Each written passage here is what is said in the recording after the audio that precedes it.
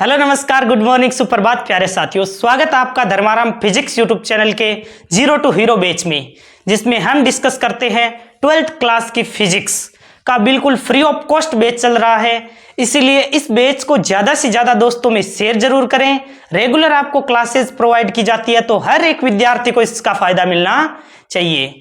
आज हम पढ़ने वाले हैं बिंदु आवेश के कारण विद्युत क्षेत्र की तीव्रता, जो हमने पढ़ा था उस पर सबसे पहले न्यूमेरिकल डिस्कस करेंगे और उसके बाद में दो आवेशित प्लेटों के मध्य आवेश की गति को डिस्कस करेंगे। तो शुरू से लेकर लास्ट तक वीडियो को जरूर देखना, अपने दोस्तों में शेयर जरूर करना, वीडियो को लाइक और चैनल को सब्सक्राइब जरूर करना। शुरू करते हैं आज की क्लास को एक मोटिवेशन कोड के साथ। आज का मोटिवेशन कोड है, आज की आपकी की गई मेहनत ही कल की खुशियों की चाबी है। तो उस खुशियों की चाबी को प्राप्त करने के लिए आपको अभी से मेहनत करना स्टार्ट कर देना है। तो हमारे पास क्वेश्चन है, दिए गए चित्र में बिंदु P पर नेट विद्युत क्षेत्र का मान ज्ञात कीजिए। यानी कि आपको एक डायग्राम दे रखा है, इसमें बिंदु P पर नेट विद्युत क्षेत्र का मान ज्ञात करना है। तो सबसे पहले हमने पढ़ा था बिंदु आवेश के कारण विद्युत क्षेत्र की तीव्रता। फॉर्मूला था हमारे पास, क्या था? E बराबर KQ बटा R स्क्वायर, KQ बटा R स्क्वायर, बिंदु आवेश के कारण विद्युत क्षेत्र की तीव्रता। हमें यही पूछा है कि ये जो डायग्राम दे रखा है उसमें बिंदु P पर नेट विद्युत क्षेत्र का मान ज्ञात करना है। तो सबसे पहले हम क्या करेंगे, बिल्कुल आसानी से समझाने वाला हूं। सबसे पहले E1 का मान निकालेंगे। E1 कैसे निकालेंगे? तो बिंदु आवेश के कारण विद्युत क्षेत्र की तीव्रता का फॉर्मूला क्या होता है? तो KQ बटा R स्क्वायर, यही होता है। तो Q के स्थान पर सबसे पहले इस आवेश के कारण इस बिंदु पर विद्युत क्षेत्र की तीव्रता निकालेंगे, यानी कि KQ1 बटा R स्क्वायर। अब देखिए, आपको दो आवेश दे रखे थे, एक Q1 था एक Q2 था। इनके मध्य की दूरी 5 सेंटीमीटर और इन दोनों के मध्य की दूरी, ये जो बिंदु है इस आवेश से, वो दूरी भी दे रखी है 5 सेंटीमीटर। तो इनमें हमारे पास सबसे पहले E1 निकालते हैं। तो इस आवेश के कारण इस बिंदु P पर विद्युत क्षेत्र की तीव्रता की दिशा क्या होगी? तो याद करो, मैंने पिछले लेक्चर में एक नोट लिखवाया था और उसमें यह लिखवाया था कि धनावेश के कारण किसी बिंदु पर विद्युत क्षेत्र की तीव्रता की दिशा किस ओर होती है? तो बाहर की ओर। यानी कि ये पॉजिटिव चार्ज है, इसके कारण इस बिंदु पर विद्युत क्षेत्र की तीव्रता इस दिशा में होने वाली है। ये पॉइंट ध्यान में रखना, ठीक है। अब सबसे पहले हमारे पास फॉर्मूला है KQ बटा R स्क्वायर। तो K का मान कितना होता है? तो K का मान होता है 9 इंटू 10 की पावर 9। तो यहां पर लिख देते हैं 9 इंटू 10 की पावर 9। Q1 का मान कितना है? तो 2 माइक्रो कुलाम। माइक्रो का मतलब 10 की पावर -6। नैनो का मतलब कितना होता है? 10 की पावर -9। पिको का मतलब 10 की पावर -12। तो यहां पर Q1 का मान कितना है? 2 माइक्रो का मतलब 10 की पावर -6 अपोन में R होती है उस आवेश से लेकर उस बिंदु तक की दूरी। यानी Q1 की बात कर रहे हो तो Q1 से लेकर ये बिंदु P तक की दूरी कितनी हो गई? 5 और 5, देखो यहां से यहां तक की दूरी 5 और 5 10 सेंटीमीटर। सेंटीमीटर को मीटर में बदलने के लिए 10 की पावर -2 इसका होल स्क्वायर। अब इसको सोल्व करते हैं। E1 का मान कितना आता है? देखो 9 को 2 से मल्टीप्लाई करोगे तो 18 इंटू -6 और प्लस का 9 कितना हो गया? 10 की पावर 3 अपोन में कितना हो जाएगा? 10 की पावर 1 और 10 की पावर -2, 10 की पावर -1 स्क्वायर करोगे तो 10 की पावर -2। ये सोल्व करोगे तो 18 इंटू 10 की पावर -2 है, ऊपर 10 की पावर +3 है। ये ऊपर जाएगा तो कितना हो जाएगा? 10 की पावर +2, 3 और 2 कितना हो जाता है? 10 की पावर 5 न्यूटन प्रति कुलाम। विद्युत क्षेत्र की तीव्रता का मात्रक होता है न्यूटन प्रति कुलाम भी होता है और वोल्ट प्रति मीटर भी होता है, दोनों ध्यान में रखना। अब E2 निकालते हैं। E2 क्या होगा? E2 का मतलब है इस आवेश के कारण इस बिंदु पर विद्युत क्षेत्र की तीव्रता। तो सबसे पहले ये क्या है? ऋणावेश। तो मैंने कल की क्लास में एक नोट लिखवाया था, याद करो। ऋणावेश के कारण किसी बिंदु पर विद्युत क्षेत्र की तीव्रता अंदर की ओर होती है। ठीक है ना, पॉइंट एक बार में लिखा देता हूं, देखो, धनावेश के कारण किसी बिंदु पर विद्युत क्षेत्र की तीव्रता बाहर की ओर होती है। ऋणावेश के कारण किसी बिंदु पर विद्युत क्षेत्र की तीव्रता अंदर की ओर होती है। बार बार पढ़ोगे ना तो अच्छी तरीके से याद हो जाएगा। अब अंदर की ओर कहने का मतलब है कि इधर भी माइनस क्यू आवेश है ना, और यहां पर कोई बिंदु है तो माइनस क्यू आवेश की तरफ होगा, इस प्रकार। क्लियर है? धनावेश के कारण विद्युत क्षेत्र की तीव्रता किसी बिंदु पर बाहर की ओर, ऋणावेश के कारण किसी बिंदु पर विद्युत क्षेत्र की तीव्रता अंदर की ओर होती है। अब देखो E2 का मान निकालते हैं। E2 क्या होता है? KQ बटा आर स्क्वायर। फॉर्मूला क्या होता है? KQ बटा आर स्क्वायर। Q का मान क्या लोगे? पहले Q1 लिया था तो अब क्या लोगे? Q2 लोगे। अब कौन सा आवेश लोगे? Q2। K का मान कितना होता है? 9 इंटू 10 की पावर 9। Q2 का मान कितना है? -3 माइक्रोकुलाम। लेकिन हमें आवेश का परिमाण लेना है तो कितना लोगे? प्लस का 3 माइक्रो के स्थान पर 10 की पावर -6 अपोन में R। इस बार बताओ दूरी क्या लोगे? तो इस आवेश से इस बिंदु तक की दूरी कितनी है? इस आवेश से इस बिंदु तक की दूरी है 5 सेंटीमीटर। देखो पहले हमने इस आवेश से इस बिंदु तक की दूरी 10 सेंटीमीटर थी, ठीक है ना। अब इस आवेश से इस बिंदु तक की दूरी कितनी है? 5 सेंटीमीटर। यानी कि 5 सेंटीमीटर को मीटर में बदलने के लिए 10 की पावर -2 और इसका कर दो होल स्क्वायर। क्लियर है? यहां तक क्या किया हमने? KQ बटा आर स्क्वायर बिंदु आवेश के कारण विद्युत क्षेत्र की तीव्रता का फॉर्मूला होता है। Q1 के स्थान पर पहले हमने इस आवेश के कारण इस बिंदु पर विद्युत क्षेत्र की तीव्रता निकाली, फिर इस आवेश के कारण इस बिंदु पर विद्युत क्षेत्र की तीव्रता निकाली। अब इसको सोल्व करते हैं, E2 का मान निकालते हैं सिंपल फॉर्म में। 9 को 3 से मल्टीप्लाई करने पर 27 गुणा 10 की पावर 9 और 10 की पावर -6 कितना हो जाएगा? 10 की पावर +3 अपोन में 5 का स्क्वायर होता है 25 और 10 की पावर -4। अब सोल्व करोगे तो कितना आ जाएगा? देखो ऐसे करते हैं हम, 27 इंटू 10 की पावर -4 और +3 कितना होता है? 7 अपोन में 25। अब 10 की पावर 7 है, इसका मतलब है ना 25 का भाग चला जाए, इसीलिए 2 पावर इसके साथ लगा देते हैं। E2 इक्वल टू क्या आ जाएगा? 2700 इंटू 10 की पावर 5 अपोन में 25। भाग लगाओ कितना आता है? 25, फिर 2 रह जाएगा, जाएगा नहीं भाग, फिर 25 × 200 यानी 108 इंटू 10 की पावर 5 न्यूटन प्रति कूलम। यहां तक क्लियर हुआ? अभी तक हमने क्या किया है? तो अभी तक हमने पहले धनावेश यानी इस आवेश के कारण इस बिंदु पर विद्युत क्षेत्र की तीव्रता निकाल ली, उसके बाद में इस आवेश के कारण इस बिंदु पर विद्युत क्षेत्र की तीव्रता निकाल ली। अब हम क्या करते हैं? नेट विद्युत क्षेत्र की तीव्रता निकालनी है हमें, तो ई नेट किस प्रकार निकालोगे? तो आप देख रहे होंगे दोनों की दिशा क्या है? विपरीत। ध्यान रखना, जब दिशाएं इस प्रकार विपरीत हो ना तो आपको करना क्या है? माइनस करना है। क्या करना है? माइनस। अब किस में से क्या माइनस करोगे? E1 माइनस E2 करोगे या E2 माइनस E1 करोगे? ये कैसे पता चलेगा? तो इसकी भी ट्रिक बता देता हूं। जिस आवेश के ये बिंदु निकट है ना, जिस आवेश के ये बिंदु निकट है तो उस आवेश के कारण विद्युत क्षेत्र की तीव्रता अधिक होगी। तो आपको ध्यान देना है, E1 निकाला था वो किस आवेश के कारण निकाला था? Q1 आवेश के कारण। E2 निकाला था वो किस आवेश के कारण निकाला था?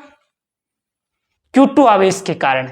हमें देखना है कि ये बिंदु किसके निकट है, बताओ, Q2 के निकट है या फिर Q1 के?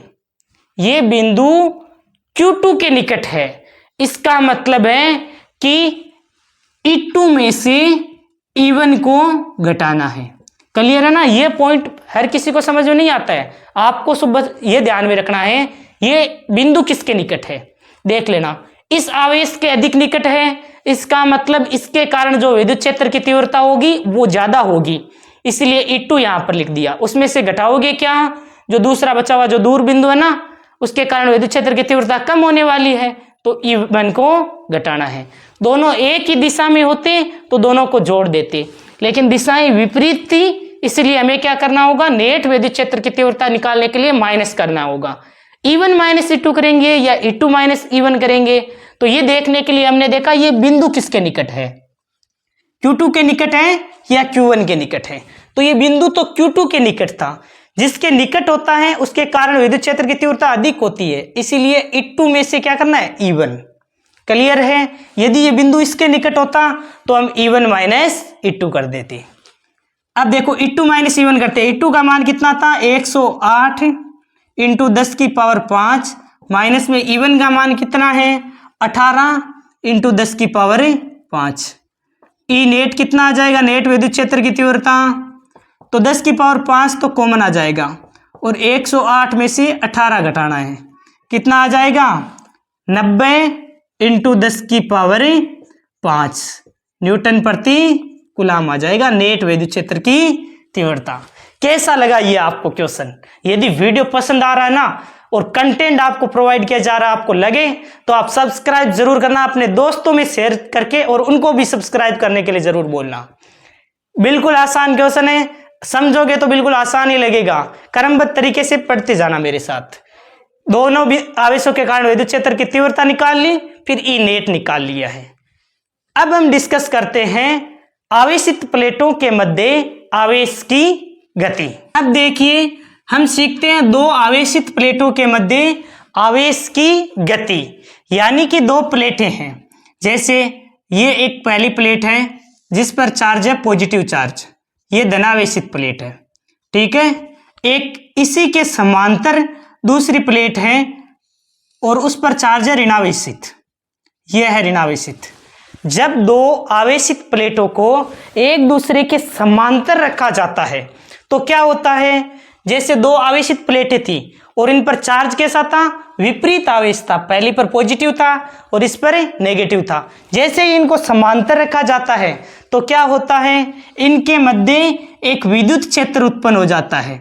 किस प्रकार, धनावेशित प्लेट से ऋणावेशित प्लेट की ओर विद्युत क्षेत्र उत्पन्न हो जाता है। अब इस विद्युत क्षेत्र में क्या करते हैं, हम इन दोनों प्लेटों के मध्य एक एक आवेश को प्रवेश करवाते हैं।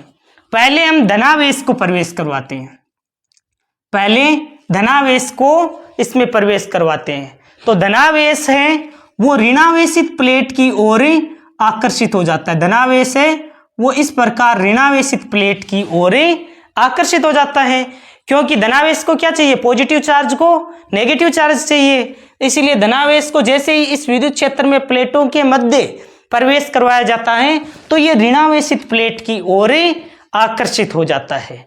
इसका मतलब है धनावेश पर बल लग रहा है वो विद्युत क्षेत्र की दिशा में लग रहा है, ठीक है ना।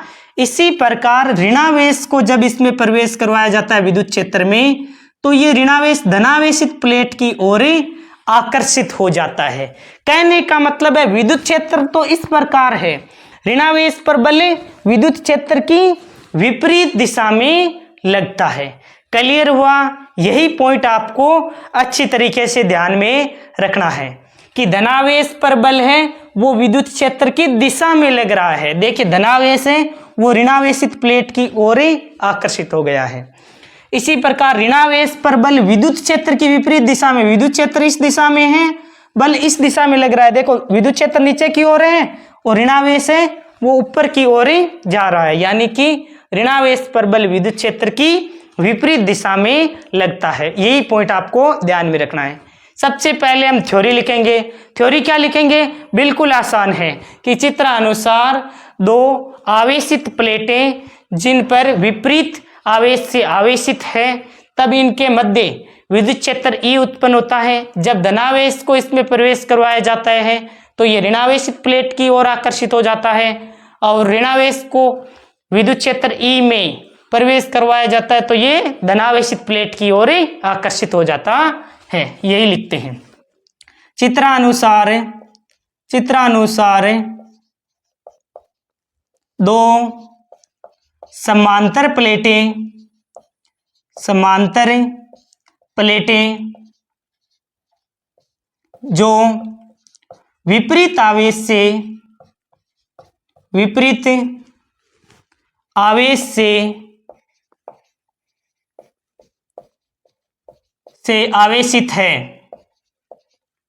आवेशित है, जिसके कारण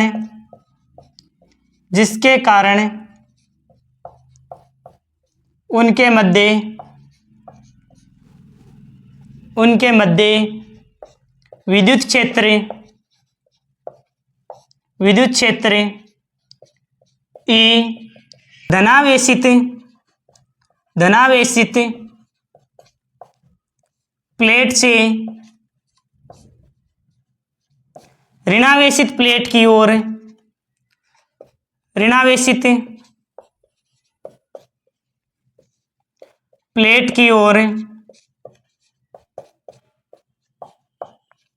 उत्पन्न हो जाता है।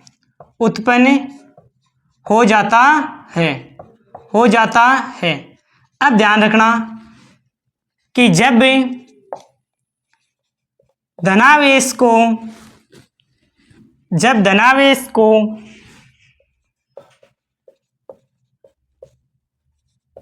प्लेटों के मध्य प्रवेश करवाया जाता है, प्रवेश करवाने पर यह ऋणावेशित प्लेट की ओर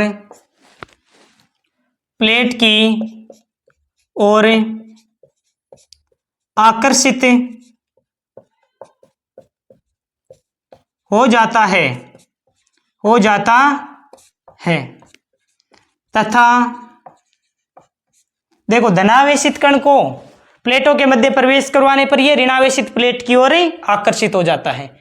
अब ऋणावेशित कण को विद्युत क्षेत्र E यानी प्लेटों के मध्य प्रवेश करवाने पर धनावेशित प्लेट की ओर आकर्षित हो जाता तथा ऋणावेश को प्लेटों के मध्य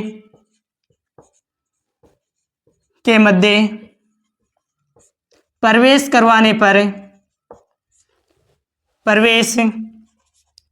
कराने पर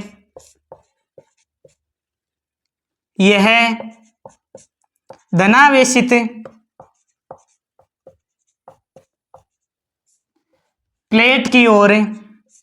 प्लेट की ओर आकर्षित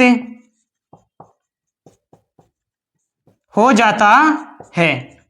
इसका निष्कर्ष क्या निकलता है?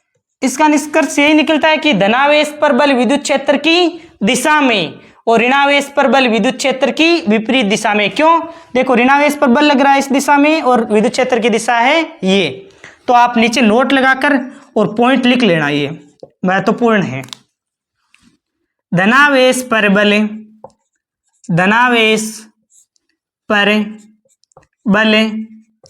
विद्युत क्षेत्र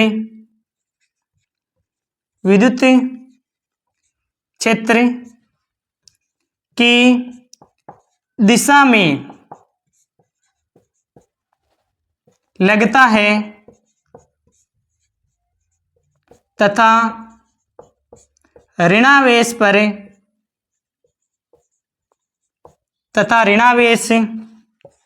पर बल विद्युत क्षेत्र की विपरीत दिशा में लगता है। यह पॉइंट ध्यान में रखना है। धनावेश पर बल विद्युत क्षेत्र की दिशा में, ऋणावेश पर बल विद्युत क्षेत्र की विपरीत दिशा में। क्लियर है? ये एक क्वेश्चन करते हैं जो हमने अभी पढ़ा था ना, आवेशित प्लेटों के मध्य आवेश की गति, उसी से संबंधित एक क्वेश्चन करते हैं। क्वेश्चन है, यदि कोई ऋणावेश किसी विद्युत क्षेत्र E में संतुलित अवस्था का मतलब साम्य अवस्था में है, तो उस आवेश का मान ज्ञात कीजिए। तो सबसे पहले विद्युत क्षेत्र उत्पन्न करने के लिए हमने एक ले ली है प्लेट, धनावेशित प्लेट हमारे पास, और एक ऋणावेशित प्लेट। इन दोनों को जैसे ही समांतर रखते हैं, समांतर रखते ही क्या हो जाएगा, इनके मध्य विद्युत क्षेत्र उत्पन्न हो जाएगा। किस प्रकार उत्पन्न होगा, तो वही अभी जो हमने पढ़ा था, धनावेशित प्लेट से ऋणावेशित प्लेट की ओर विद्युत क्षेत्र उत्पन्न हो जाता है। इस विद्युत क्षेत्र ई में, विद्युत क्षेत्र ई में एक ऋणावेशित कण है, यानी कि एक अम द्रव्यमान का ऋणावेशित कण है। तो ये अम द्रव्यमान का ऋणावेशित कण है, नीचे की ओर क्या लगेगा, अमजी बल लगेगा। अरे अमजी बल, कोई भी वस्तु रखी होती है तो गुरुत्वीय बल के कारण नीचे की ओर अमजी लगता है, और विद्युत क्षेत्र के कारण ये माइनस क्यू आवेश है। तो देखो माइनस क्यू आवेश है तो इसकी तरफ तो आकर्षित होगा नहीं, समान आवेशों में तो प्रतिकर्षण होता है, माइनस क्यू आवेश इसकी ओर आकर्षित होगा, यानी कि इस पर क्यू ई बल लगेगा ऊपर की ओर। अब ये संतुलित अवस्था में है तो mg और qe इक्वल हो जाएंगे, q का मान निकालना है तो mg बटा e आ जाएगा। क्लियर है। सबसे पहले हमने क्या किया है कि क्वेश्चन में कहा था कि कोई ऋणावेश है, कोई ऋणावेश है, अम द्रव्यमान का कण है विद्युत क्षेत्र E में। तो विद्युत क्षेत्र के लिए हमने दो प्लेटें ली, एक धनावेशित है और एक ऋणावेशित, तो समांतर रखते ही इनके मध्य विद्युत क्षेत्र उत्पन्न हो गया धनावेशित प्लेट से ऋणावेशित प्लेट की ओर। अब क्या होता है, इस पर नीचे की ओर बल कौन सा लगेगा, गुरुत्वीय बल के कारण नीचे की ओर mg बल लगेगा, और ऊपर की ओर विद्युत क्षेत्र के कारण qe बल लगेगा। निकाय संतुलित अवस्था में है। यह संतुलित अवस्था का मतलब है कि नेट बल उस पर शून्य है। और भी आसान भाषा में बताऊं तो जैसे कोई बॉक्स रखा है, ठीक है, आप दोनों दो व्यक्ति हो, दो फ्रेंड हो, आपस में एक इस ओर से बल लगा रहा है, एक इस ओर से बल लगा रहा है, वो बॉक्स आगे पीछे गति नहीं कर रहा है, इसका मतलब है कि नेट बल क्या है, शून्य है। भाई बॉक्स गति नहीं किया, इसका मतलब है आपका नेट बल क्या हो जाएगा, शून्य हो जाएगा। इसी प्रकार हम इसको लिखते हैं सबसे पहले कि चित्रानुसार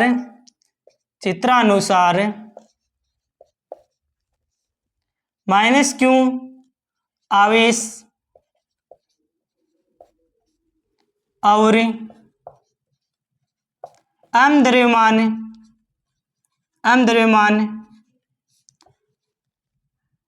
के कण पर mg बल नीचे की ओर